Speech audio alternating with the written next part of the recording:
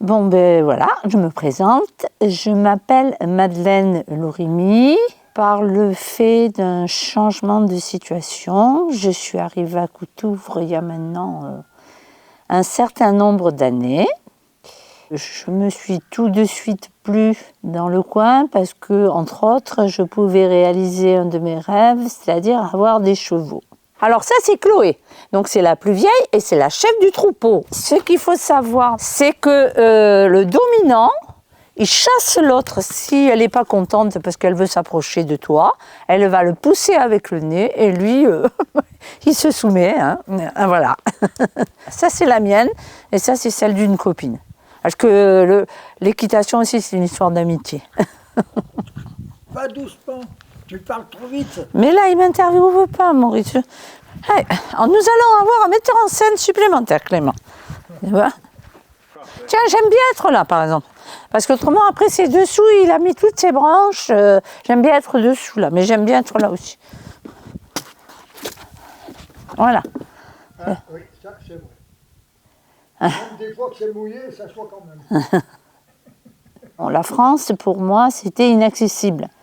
Il y avait du terrain pour les chevaux, il y avait aussi une belle maison, mais je pensais que c'était trop cher, trop grand, et que c'était un rêve irréalisable. Et puis, le temps a passé, et un jour j'ai appris que cette maison était à vendre, et peut-être à un prix un peu plus accessible, et avec mon compagnon Maurice, on est arrivé au portail, là, où je vais vous mener, si vous êtes OK, qui alors était fermé. Donc on était là avec mon compagnon, qui me dit c'est pas possible, c'est pas là. Ben, je lui dis oui, la France c'est là. Et donc on a daigné ouvrir le portail et on est entré. Voilà, on s'est dirigé vers la maison où il y avait l'ancienne propriétaire Malempoint. Alors là, je vous passe les détails sur la négociation. C'est un petit peu compliqué. Ça a été vraiment le parcours du combattant pour avoir cette maison. Enfin, on y est, ça y est. Parce que la maison, qui était souvent abandonnée, était entretenue par un voisin qui s'appelle Monsieur Dessertine. Et grâce à Monsieur Dessertine, j'ai appris l'histoire du portail. Alors, ce portail, il était à la maison de retraite de Coutouvre et il a été offert par Monseigneur Dubuis. Alors, Monseigneur Dubuis, c'est une des 3 célébrités locales. Il est allé jusqu'aux Amériques porter haut les couleurs de Coutouvre. Et il a donc offert à un de ses voyages sur Coutouvre ce portail à la maison de retraite. Et puis le temps a passé et la maison de retraite a souhaité changer de portail. Donc un ferrailleur a récupéré l'ensemble que vous voyez là. Il a récupéré cet ensemble et il l'a entreposé dans ses locaux où le portail était en train de commencer à mourir de sa belle mort.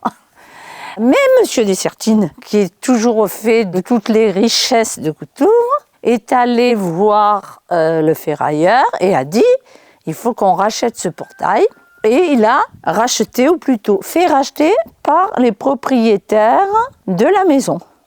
Donc le portail a été installé. Il a fallu modifier bien sûr le fronton, parce qu'il y avait écrit « maison de retraite ». Et donc ils ont mis la France à la place et il a été installé là, donc voilà.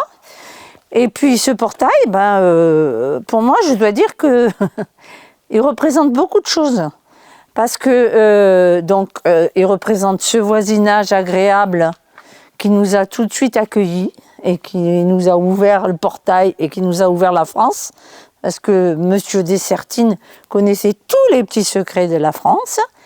Il nous a permis donc de vivre un peu mes rêves, avec mes chevaux, avec des chiens.